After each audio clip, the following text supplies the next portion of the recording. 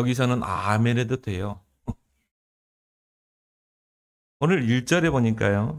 그 일 후에 하나님이 아브라함을 시험하시려고 하나님께서 100세 그 약속의 자녀를 주셨잖아요. 얼마나 귀한 아들입니까? 그것도 독자, 그것도 하나님이 약속하신 그 아들을 주셨는데 하나님께서 아들을 번제로 드리라는 것이죠. 그래서 여러분들이 우리가 이 땅을 살아가면서 여러 가지 이해하지 못할 그런 문제, 상황을 만나게 됩니다. 이런 시험들을 우리가 잘 분별해야지. 그래 않으면 우리가 여기에서 하나님을 원망하고 불평하고 그리고 교회 떠난 사람 많습니다.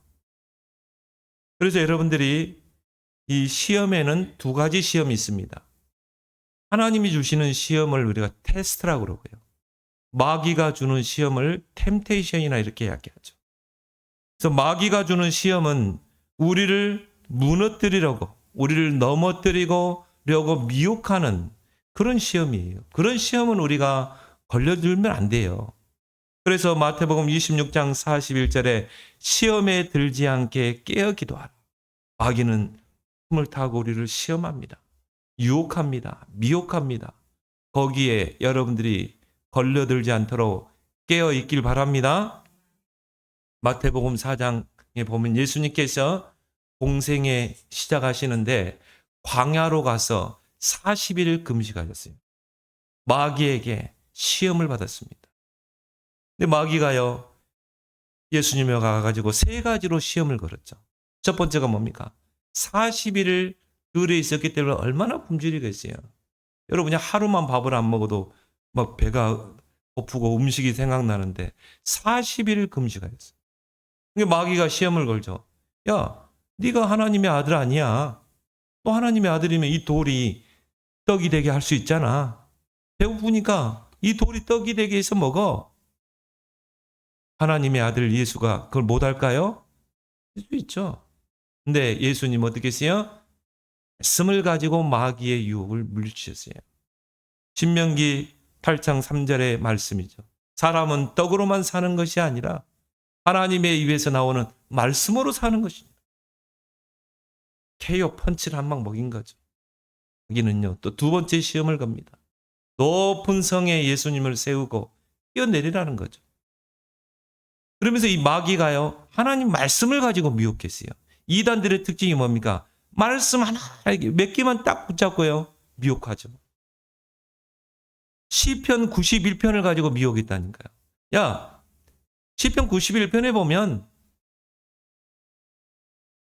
네가 땅에 떨어질 때 하나님이 천사를 보내서 네 발이 땅에 닿지 않도록 보호한다고 했지 않냐? 뛰어내려봐. 하나님이 천사를 통해 너를 보호할 거야. 말씀을 가지고 시험을 걸어왔어요. 예수님 뭐라고 그럽니까? 신명기 6장 16절 말씀을 가지고 주 너의 하나님을 시험하지 말라. 두 번째 KO 펀치를 하는데 맞습니다. 그래도 다시 일어나세요.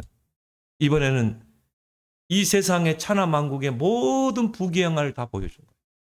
세상 사람들이 좋아하는 부귀영화, 명예, 권력을 다 보여주면서 너 내 앞에 절해. 절하면 그걸 다 줄게. 뭘 말합니까? 경배 대상을 바꾸라는 거예요. 하나님께 대한 경배를 다른 것에 경배하라는 것입니다. 내 앞에 절하면 다 줄게. 그때 예수님이 신명기 6장 13절 가지고 사탄아 물러가라. 주 너의 하나님을 경배하고 다만 그를 섬기라. 세 번째 펀치를 내린 거죠. 그리고 예수님이 그 시험을 이기시고 공생애를 시작하셨습니다. 우리가 마귀의 그런 미혹의 시험은 말씀으로 물리쳐야 돼요. 그래서 말씀을 우리가 검이라고 그러죠. 말씀이 있으면 이길 수 있습니다. 이단들도 마찬가지예요. 이단들이 우리에게 미혹하죠. 말씀 있으면 이길 수 있는 거예요. 잠언서 4장 23절에 무엇보다 너희 지킬 만한 너희 마음을 지키라. 하나님의 말씀으로 너희 마음을 지키라. 그러나 하나님이 주시는 축복은요, 주시는 시험은 우리를 축복하시기 위해서, 또 하나님의 계획을 이루기 위해서 하나님이 우리를 테스트하시고 이런 시험과 시련을 우리에게 주시는 줄 믿습니다. 이걸 잘 봐야 돼요. 이게 마귀가 주는 시험인가? 하나님이 나를 테스트하기 위해서 주시는 시험인가? 첫 번째, 여러분이 오늘 본문을 통해 기억할 것은 뭡니까? 시험을 만나거든 기쁘게 여기고 믿음으로 도전하라. 야고보서 1장 2절에 시험을 당하거든 온전히 기쁘게 여기라. 나는 성경을 보면서요, 이해가 안 되는 부분이죠. 다윗은 뭐라고 한 줄 아세요? 나에게 있는 고난이 내게 유익이래. 어떻게 고난이 유익이야? 또 어떤 성경에 보면요, 내가 환난 중에서도 즐거워하나니. 환난은 인내는 연다는 소망을 이루. 아니, 어떻게 환난과 내게 어려움과 시련이 오는데 내가 즐거워할 수 있습니까? 그럴 수 있어요, 여러분? 즐거워하래. 현재의 고난은 장차 나타날 영광과 좋게 비교할 수 없대요. 지금 나에게 잠시 일어나는 고난이 앞으로 나타날 영광과 좋게 비교할 수 없대요. 처음엔 내가 이해 못했거든요.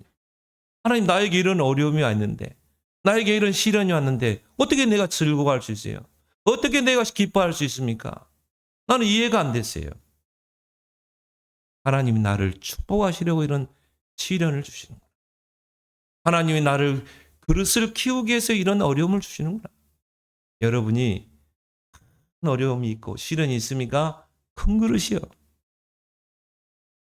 하나님이요, 시험 줘서 시련을 줘가지고 넘어질 사람 절대 그런 시험 안 줍니다. 여러분, 초등학생에게 수능 문제집 풀어 갑니까? 못 풀어요. 초등학생은 초등학생이 맞는 시험이 있어요. 시험지가 있어요. 고3이 돼야 수능 문제를 풀 거 아니겠습니까? 내게 어려움이 많습니까? 고난이 많습니까? 말 못할 그런 문제들이 있습니까? 큰 그릇인 줄 믿습니다. 큰 그릇이구나. 일단 그릇이 크고 봐야 돼. 여러분 그릇이 큰 만큼 있는데 이 정도만 당기는 거예요. 여기다가 태평양 바다만큼 부으면 어떻게 돼요? 이 정도만 차고 나머지는 다 땅으로 다 흘러버려요.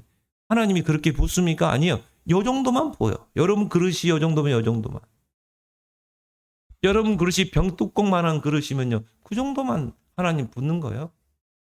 여러분 그릇이 태평양 바다만큼 크면 하나님은 그만큼 부는 거예요. 하나님의 이런 시련을 통해, 우리에게 고난을 통해, 어려움을 통해 우리의 그릇을 키우는 것입니다. 시험을 만나거든 기쁘게 여기라. 믿음으로 도전하라. 하나님이 주시는 시험은 다양합니다. 때로는 문제를 주기도 하고, 내가 원치 않는 사건을 만나기도 하고, 또 환경에 어려움을 당하기도 하고, 위기를 만나기도 하고요. 때로는 신앙 지키다가 핍박을 당하기도 하고, 환난을 당하기도 하고, 또 내가 원치 않는 질병에 걸리기도 하고, 또 하나님이 사탄을 도구로 활용해서 우리에게 고난을 줄 수도 있어요. 욥에게 사탄에게 허락했잖아요. 너 욥에게 질병 걸리게 해봐. 욥은 절대 하나님 배신 않을 거야. 사탄이 욥의 몸에 병 걸리게 했잖아요. 또 욥의 재산을 뺏어가면 분명히 욥은 하나님 배신할 겁니다. 아니야. 욥은 그런 인물이 아니야. 네가 욥의 재산 다 뺏어와. 절대 욥은 배신하지 않아. 그러나 그 생명은 네가 건들면 안 돼. 사탄이 어떻게 했어요? 모든 재산을 다 뺏어갔죠. 갑자기 강도들이 들이닥쳐서 다 재산 뺏어가고, 갑자기 태풍이 불어가지고 지붕 기둥이 차가지고요, 10명의 자식이 한꺼번에 죽었다니까요. 때로는 하나님이 사탄을 활용합니다. 그렇게 해서 우리를 고난을 주기도 하고 어려움을 주기도 합니다. 그렇다고 여러분에게는 그런 시험 주지 않으니까 걱정을 하지 마세요. 욥과 같은 믿음이 있어야 주는 거예요. 여러분 수준 따라 주는 것입니다. 믿습니까? 우리에게 이런 어려움이 오고 문제가 오고 뭔가 모르는 위기가 오고, 욥 보세요. 얼마나 고난을 당했습니까? 노예로 팔려가고 누명 쓰고 감옥 가고, 그죠? 다윗과 같이 막 죽을 고비를 몇 번 넘겼죠.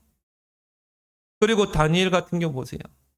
조서의 언이 찍힌 것을 알고도 하루에 3번 기도했다고, 하나님께 기도했다고 굶주린 사자굴 속에 들어갔기도 하고, 바울과 같이 정말 복음 전하다가 회장에 39대 그걸 10번이나 맞고 죽을 고비, 강도 위험, 살해 당할 위험도 없고, 그런 고난들이 우리에게 올 수 있는, 말로 표현할 수 없는 많은 그런 고난들, 어려움들, 이런 시험들이 우리에게 닥쳐. 이런 고난과 시련을 많이 당한 다윗이 시편 119편 71절에 이런 고백을 했어요. 이런 고난들이, 나에게 수없이 다가오는 이런 고난들이 내게 유익이었다. 내게 유익이라. 이로 인해 주의 율례를 배우게 되었나이다. 다윗이 내 힘으로 해결할 때는 그 고난들을 해결할 수 없어요. 근데 말씀 속에 답이 있었어. 그래서 말씀 속에서 내가 답을 찾고 기도했더니 이런 고난들이 축복으로 바뀌는 거야. 그래서 내가 이런 고난들로 인해서 주의 율법, 하나님의 말씀을 배우게 된다이다. 그래서 나는 감사하다. 여러분이 시험을 잘 해석해야 됩니다. 여러 가지 시험들을 통해서 하나님은 우리를 연단하시기도 합니다. 단단한 신앙으로 세우기도 합니다. 다윗과 같이 그런 고난 속에 집어넣어가지고요. 근데 성경에 보니까 여호와 하나님이 부리시는 악신이 사울에게 들린지라. 하나님이 부리는 악신이 사울에게 임해서 사울이 막 정신적으로 시달리고 막 노이로 스트레스에 시달려가지고 다윗을 죽이려고 얼마나 했습니까? 막 창을 던지고 단창을 던지고. 하나님은 내 주변에 있는 사람을 통해 나를 단련시켜요. 때로는 나의 남편을 통해 나를 단련시키기도 하고, 자식을 통해 나를 단련시키기도 하고, 내가 처한 사회 공동체 안에 그 사람들을 통해 나를 힘들기도 하고. 그런데 그런 것들이 나에게 뭐야? 연단의 과정이다. 그래서 다윗이 유명한 고백을 했잖아요. 여호와는 나의 목자이시니 내가 부족함이 없습니다. 그 말은 뭐예요? 하나님, 나에게 이런 고난과 시련과 어려움이 있지만 여호와로 충분합니다. 여호와가 나의 목자시니, 나를 인도하시고 지키시는 목자이니 나는 충분합니다. 부족함이 없습니다. 여호와는 나의 힘입니다. 나의 반석입니다. 나의 구원의 뿔이 되고 나의 산성이시여, 내가 피할 바위요 방패시나이다. 위대한 고백을 했잖아요. 뭐 그런 고백 정도 할 정도면 다윗의 그릇이 커진 거죠. 그 사람의 그 말 속에, 신앙 고백 속에 그 사람의 믿음의 그릇의 척도를 우리가 볼 수 있잖아요. 다윗의 시편을 보면요, 다윗이 이런 고난을 통해, 어려움들을 통해 큰 그릇이 된 거예요. 그러니까 하나님 다윗을요, 이스라엘 왕으로 세워버렸죠. 그래서 다윗이 일천망대를 세우고 성전망대를 세웠죠. 지금까지도 다윗의 이야기가 우리의 입속에서 회자되잖아요. 때로는 그런 잘못에서 돌아서게 하기 위해서 하나님은 고난을 주고 시련을 줍니다. 대표적인 인물이 야곱이죠. 언약 붙잡고 기도하면 되는데 늘 잔머리 쓰고 장깨 부리고 내 생각을 앞세우고 형 속이고 아버지 속이고. 그러니까 하나님이 계속 어려움을 주는 거예요. 그렇게 해서 뭡니까? 돌아서게 하기 위해서. 또한 하나님의 계획을 이루기 위해서 요셉과 같이, 다니엘과 같이 이런 고난과 시련을 주시는 것입니다. 로마서 12장 2절에 하나님의 선하시고 기뻐하시고 온전하신 뜻이 무엇인지 분별하도록 하라. 나에게 다가오는 이런 시련들, 나에게 다가오는 그런 시험들을 잘 분별해야 돼. 왜 하나님 나를 이런 어려움을 주시는가? 유턴하라고. 그 불신앙에서 돌아서라고. 왜 나에게 이런 어려운 시련들을 주는가? 나를 연단하기 위해서 그러는구나. 내가 믿음으로 도전해야 되겠다. 왜 나에게 이런 애굽의 노예로 팔리게 하고 누명 쓰게 하는가? 하나님의 계획을 이루기 위해서, 하나의 여정이요 과정이구나. 이걸 우리가 잘 분별할 수 있어야 돼. 그 속에 하나님의 선하시고 기뻐하시고 온전하신 뜻이 무엇인지 분별하도록 하라. 분별하지 못하면 어떻게 됩니까? 하나님 원망하죠. 하나님 되고 삿대질하죠. 주실 때는 언제고 왜 빼앗아 가시려 하는가? 아니, 주실 때는 언제고 또 번제로 드리라는 거 아니에요. 이런 여러 가지 문제, 어려움, 고난, 환난 등을 통해서 하나님은 우리의 믿음을 테스트하는 것입니다. 학생들은 시험을 통해서 뭡니까? 실력을 테스트하잖아요. 하나님과 똑같아요. 하나님께서도 나의 믿음을 이런 시련과 시험과 시련을 통해 테스트하는 것입니다. 그래서 베드로전서 4장 12절에 너희를 단련하라고 오는 불시험을 이상한 일 당하는 것 같이 이상히 여기지 말라. 하나님의 분명한 계획이 있다. 나에게 왜 이런 어려움이 오지? 나에게 왜 이런 고난이 오지? 이상하게 생각하지 말라는 거죠. 거기 하나님의 계획을 빨리 분별해야 되겠죠. 그래서 우리가 말씀을 들여다보고 이번 주 강단의 말씀이 뭐였지? 그래서 우리가 기도하는 거. 이런 시험과 시련을 통해서 성도들의 신앙을 정금과 같이 하나님이 다지는 것입니다. 반석 신앙으로 세우는 것입니다. 그래서 99.9% 순도의 순금이 그냥 만들어지는 게 아니에요. 그 뜨거운 물 속에 들어가야 돼. 그래서 녹아지고 불순물이 제거되고 그리고 또 뭡니까? 또 들어가고 그게 99.9% 순도의 이 순금이라니까요. 우리가 보면 모르죠. 이게 순금인지 가짜금인지 18K인지 24K인지 모르잖아요. 근데 이 분별사들은 딱 보면 알아요. 색깔 보고 알고요. 그리고 무게 재보면 알고 또 시로를 떨어뜨려 보면 알아요. 99.9%. 그게 그냥 만들어지는 게 아니라 이 말이죠. 그 뜨거운 불 속에 들어가서 녹아져야 돼. 불순물이 빠져나와야 돼. 우리 안에 복음 아닌 다른 뭔가 창세기 3장, 6장, 11장에 그 불순물이 빠져나와야 되는 것입니다. 그래서 우리가 그런 이야기 많이 하잖아요. 온실 안에 있는 꽃과 저 글에 있는 저 야생화. 온실 안에 있는 꽃은 당장 보기는 좋아. 온실 안에 있는 꽃을 저 들판에 한번 심어봐요. 어떻게 됩니까? 당장 추우면 죽어버립니다. 비 많이 오면 죽어버려요. 밤을 두면 죽어버려요. 야생화가 죽는 거 봤어요? 그 추운 겨울을 이겨내잖아요. 그 장마도 이겨내고 그 가뭄도 이겨내잖아요. 그렇게 해서 뭔가 작고 볼품없지만은 향기를 내뿜잖아요. 그래서 야생화가요, 향기가 진한 거예요. 왜? 그런 고난들을 겪어내고 꽃을 피웠기 때문에.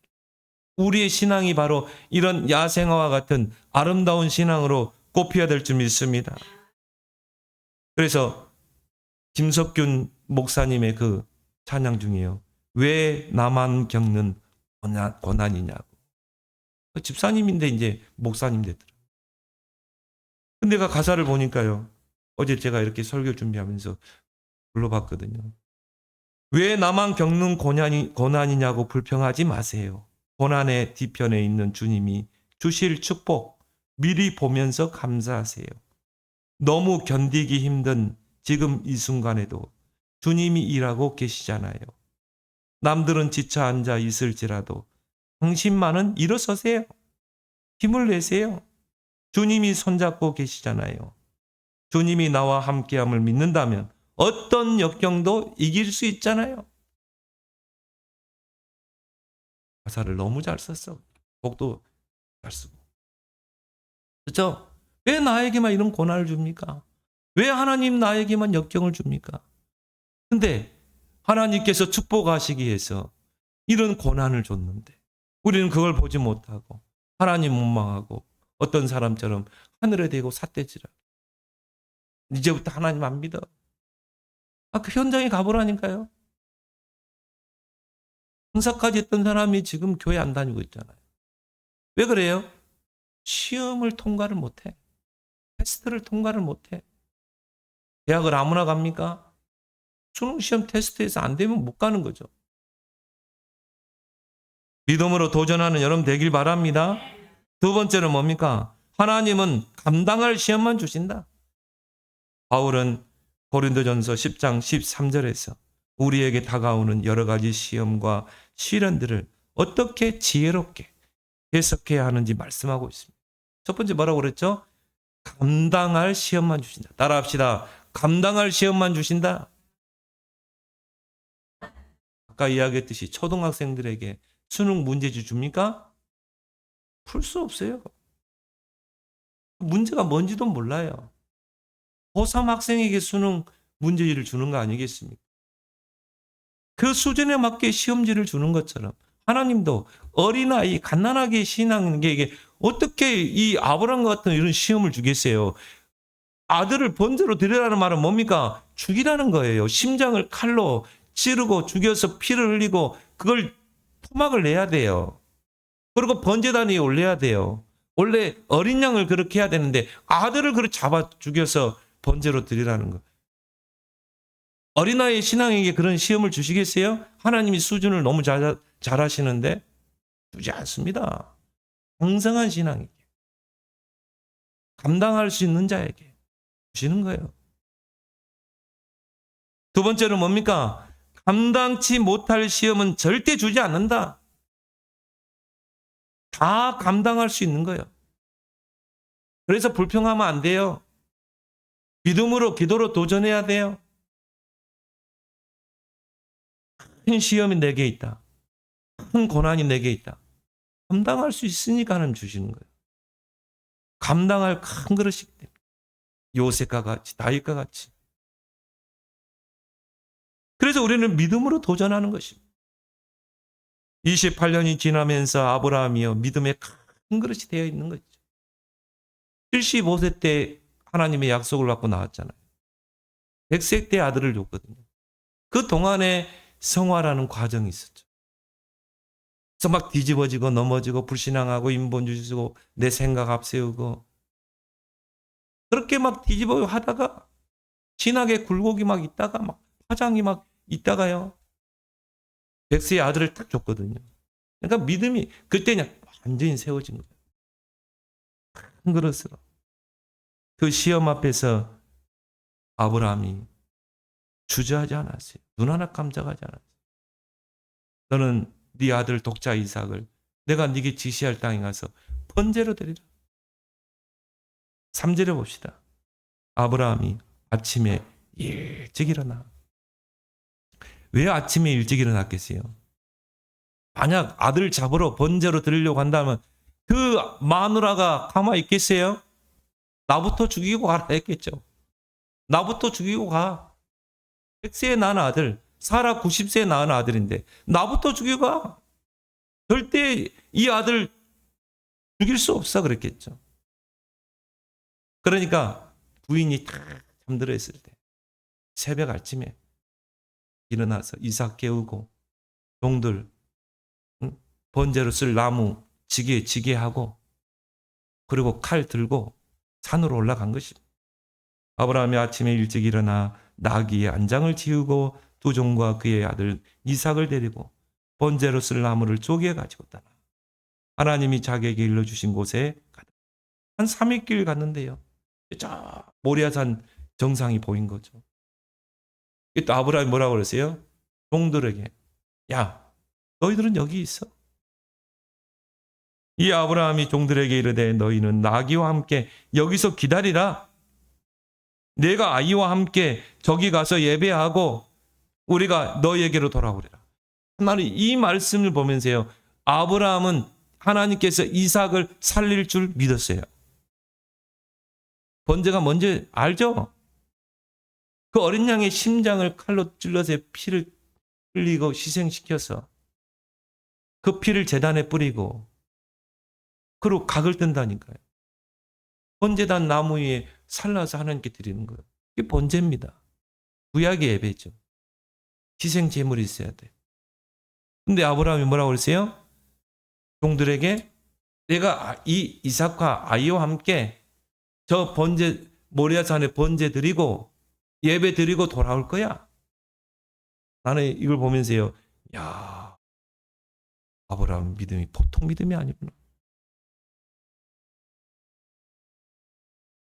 6절에 아브라함이 이에 번제 나무를 가져다가 그의 아들 이삭에게 지우고 자기는 불과 칼을 손에 들고 두 사람이 동행하더니 아들과 아브라함이 그 모리아 산을 향해 갑니다. 7절에 이삭이 아버지 아브라함에게 말하되 아버지 내 아들아 내가 여기 있노라.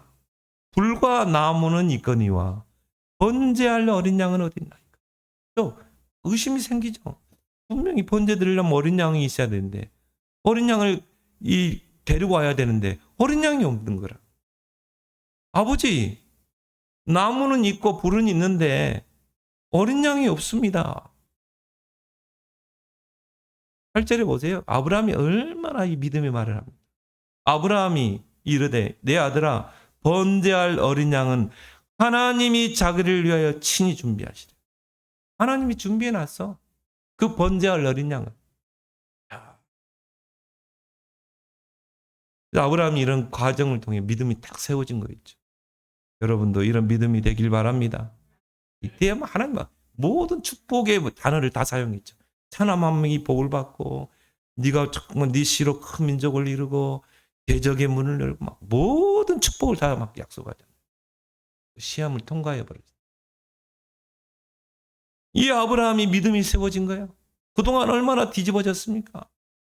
막 뒤집어지고 불신하고 내 생각 앞세우고. 나는 이걸 아브라함의 인생을 보면서요. 아브라함 인생을 보고 교인들을 보면서 기다려줘야 되고. 저 집사가 왜 저러지? 저 랩런트 왜 저러지? 하나님이 세워나가는 거예요. 정말 말씀의 꼴로 그냥 잘 지도하고 인도해야 되고. 하나님이 세우시는구나. 이런 믿음의 큰 그릇으로. 하나님이 친히 준비하셨어요. 그래가지고 어떻게 해요? 9절에 모리아산 정상에 가서 아브라함이 그곳에 번제단을 쌓고 그 위에 나무를 벌려놓고 이삭을 결박했어요. 도망 못 가도록 결박시켜놓고 어떻게 했습니까? 제단 위에 이삭을 올려놓고 이제 다음 순서가 뭡니까? 칼로 심장을 찔러야 돼요. 희생을 시켜야 돼요. 그 피를 받아서 제단 주위에 뿌려야 돼요. 그리고 불을 지펴서 이삭을 태워서 하나님께 드려야 돼. 여기 보니까요. 아브라함이 칼을 두고 내려치려고 했다니. 주저하지 않았어요. 왜? 하나님이 이삭을 살릴 줄 믿었기 때문에. 그래서 10절에 손을 내밀어 칼을 잡고 그 아들을 잡으려 하는 거예요. 하나님이 깜짝 놀래가지고. 여호와의 사자가 하늘에서부터 그를 불러 이르되 아브라함아 아브라함아 두 번 강조했죠. 하나님이 스탑시키는 것입니다. 아브라함아 아브라함 한지라 아브라함이 이르되 내가 여기 있나이다. 그 아이에게서 내 손을 대지 말라. 그에게 아무 일도 하지 말라. 네가 내 아들 내 독자까지도 내게 아끼지 아니하였으니 내가 이제야 네가 하나님을 경외하는 줄을 알았노라. 하나님 테스트해 본 거예요. 이제 아브라함이 믿음을 본 것입니다. 하나님, 아브라함이 그 과정 속에 큰 그릇이 되었다는 거예요. 근데 이브리서 11장 19절에 보면요. 하나님이 능히 이삭을 죽은 자 가운데서 다시 살리실 줄을 생각한 자. 믿었단 말이에요. 조금도 의심하지 않았어요. 이 부분에 대해서 어떤 노래를 만들어 놨더라고요. AI로 해가지고. 거기 보면요. 그 아브라함의 심정, 이삭의 심정, 인간적인 심정 가지고 아브라함이 갈등하고 이삭이 아버지 때문에 도망 안 가고 그게 아니에요. 그러면서 이따위로 노래를 만들었나? 아브라함이 주저했습니까? 아니죠. 절대 주저하지 않았어요. 하나님께서 이삭을 죽은 자 가운데서 다시 살리실 줄을 믿었다니까요. 아브라함은 능히 이런 시험을 감당할 것도 남을 그런 믿음으로 세워진 것입니다. 그래서 하나님이 인정하잖아요. 이제 네가 나를 경외하는 자. 이제야 네가 나의 약속을, 언약을 경외하는 줄 내가, 신뢰하는 줄 내가 이제 알았다. 세 번째 뭡니까? 미리 피할 길을 내시고 시험을 하신다. 그래서 오늘 13절에 봅시다. 아브라함이 눈을 들어 살펴본 즉 한 순양이 뒤에 있는데 뿔이 수풀에 걸려 있는지라. 아브라함이 그 순양을 가져다가 아들을 대신하여 번제를. 보세요. 하나님이 번제할 순양을 딱 준비해 놓고 또 뿔을 나무 사이에 걸려가지고 도망 못 가도록 그렇게 딱 해놓고 번제할 순양을 준비해 놓고 아브라함에게 시험을 거는 거죠. 그 말은 뭘 말해요? 하나님은 우리에게 시험을 주시되 피할 길을 내시고 시험을 주시다. 그래서 우리는 믿음으로 도전해야 되는 것입니다. 하나님 우리를 축복하시려고 이런 시험을 하시는 거다. 답이 없는 문제는 없어요. 답이 없는 문제는 없어요. 진짜 문제라면 답이 있잖아요. 학생들에게 수능 문제지를 줬다. 이미 답은 다 가지고 있는 거예요. 진짜 문제라면 뭐가 있어요? 답이 있다 이 말. 거기에 해답이 있고 정답이 있고 응답이 있는 줄 믿습니다. 그 말은 뭐예요? 하나님의 선하시고 기뻐하시고 온전하신 뜻이 있다 이 말이에요. 네 번째로 중요한 것은 능히 감당하게 하시느니라. 히브리서 고린도서 10장 13절 꼭 읽어보세요. 능히 감당하게 하시는. 그 말은 뭐예요? 감당할 그런 힘을 주셔요. 하나님이 아브라함에게 감당할 힘을 주시는 것입니다. 그러니까 아침 일찍 데리고 나오죠. 그리고 칼로 내려치려고까지 했다니까요. 조금도 주저하지 않았어요. 하나님이 스탑을 시킬 정도로 급하게 아브라함을 부르고 하나님이 여러분을 보고요. 막 깜짝 놀래야 돼요. 여러분 막 믿음으로 도전하고 다윗이 막 골리앗 앞에 서가지고 너는 칼과 창과 단창으로 내게 오지만 나는 만군의 여호와 이름으로 너 앞에 간다. 전쟁의 승리가 칼에 있는 것이 아니라 여호와의 손에 있다는 것을 너에게 보이겠다. 상처나지에 여호와 하나님이 살아계심을 너에게 보이겠다. 하나님이 볼 때 막 하나님의 마음을 깜짝깜짝 놀라겠죠. 하나님 볼 때 얼마나 기분 좋겠어요. 그 다윗의 그 말을 할 때. 우리가 이래야 된다 이 말이죠. 능히 감당하게 하시니라. 그래서 성삼위 하나님이 우리와 함께 보호자의 능력으로 우리와 함께. 그래서 우리는 뭡니까? 믿음으로 도전하라. 기도로 도전하라. 야고보서 5장 16절에 의인의 강구는 역사하는 힘이 큽니다. 기도로 다 도전할 수 있어요. 기도로 다 풀어나갈 수 있어요. 기도로 축복으로 다 만들 수 있는 거예요. 왜? 기도할 때 성삼위 하나님이 능력으로. 기도할 때 보호자의 능력이 시공간을 초월해요. 감당할 시험만 주신다. 세 번째는요. 시험을 통과한 믿음의 큰 그릇이 되라. 이런 각종 시험과 고난과 이런 시련 등은 믿음의 그릇을 키운 과정이에요. 이런 믿음의 큰 그릇이 돼야 하나님이 큰 것을 맡길 거 아니에요. 믿음의 큰 것을 준비해야 하나님이 큰 그릇, 큰 일을 맡길 거 아닙니까? 내 그릇이 이 컵밖에 안 돼.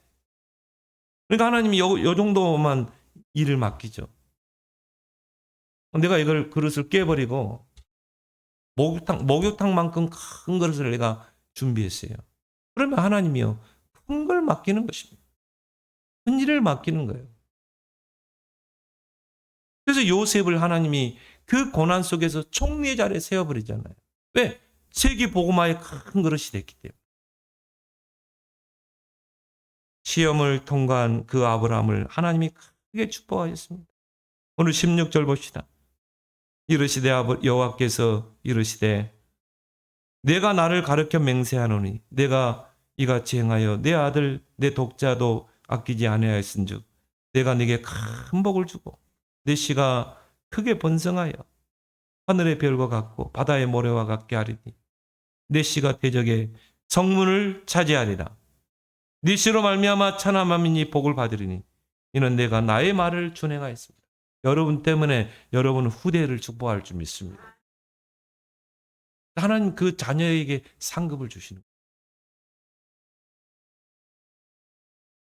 거예요. 그래서 우리가 아브라함을 뭐라고 말합니까? 믿음의 조상이다. 이런 큰 시험을 통과했다니. 믿음의 조상이다.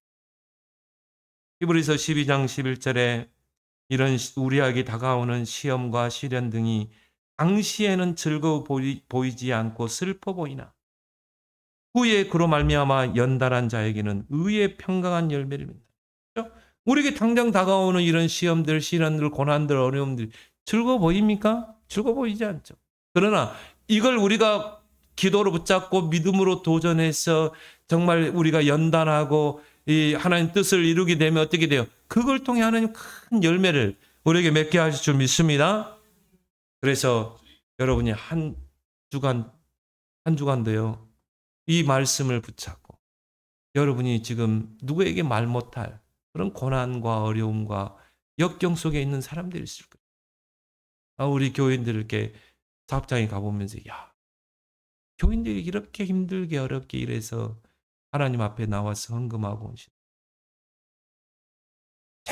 정말 우리 여기 또 집사님은 그 추운 겨울에 밖에서 그 더운 여름에 밖에서 또 어떤 집사님은요 정말 그 노인들 수발하는데 얼마나 힘들겠어요. 남자들도 힘든데 이런 고난도 어려움들을 겪어내고 주일날 교회 와서 교회 섬기고 나는 그걸 보면서요. 진짜 나는 내가 할 것은 기도하는 것. 말씀 전하는 것, 기도하는 일 전무하는 것. 여기에 내가 전무해야 되겠다. 우리 교인들을 놓고 기도해야 되겠다. 이런 모든 어려움과 역경들을 다 넘어설 수 있는 그런 큰 믿음을 주옵소서. 이걸 통해 하나님 큰 그릇이 되게 해주옵소서. 정말 교회를 세우고 렘넌트 키우고 정말 2, 3, 7, 5천 종족을 살릴 수 있는 큰 그릇이 되게 해주옵소서. 나에게 어려운 고난과 시련이 있습니까? 하나님께서 믿음의 그릇을 키우는 그런 과정인 줄 믿습니다. 그래서 이런 큰만한 이런 옹기종이만한 이런 그릇이 아니라 그렇게 빨리 깨버리세요. 저 목욕탕만큼 태평양 바다가 큰 그릇이 되어서 그때 하나님이 큰 걸 맡기는 것입니다. 2, 3, 7, 5천 종족 살릴 만한 큰 걸 맡기는 것입니다. 그 아들 이삭이 얼마나 큰 축복 받았습니까? 100년의 축복 받았어요. 샘 근원의 축복을 받았어요. 창대케 되고 노복이 심 많고 그렇죠. 막 사업이 점점 번성하니까 일하는 사람 일꾼들이 많아. 노복이 심이 많고 거부가 되고 로봇 경제 그 이삭에게 이런 축복의 증인 되기를 예수 그리스도를 축원합니다. 하나님 은혜를 감사합니다. 우리가 그 아브라함의 그 인생의 여정을 보면서 하나님께서 아브라함을 조각하시고 만들어 가시고 깨닫게 하시고 믿음의 큰 그릇으로 세우는 것을 그 과정을 보면서 우리가 그것을 반면교사로 삼고 거울로 삼아서 하나님 우리의 모든 작은 그릇을 다 깨고 이제 큰 그릇을 준비하여 우리에게 다가오는 모든 시험 하나님의 테스트를 믿음으로 통과하여 응답의 큰 주역들이 되도록 역사하여 주옵소서. 예수님의 이름으로 기도합나이다. 아멘.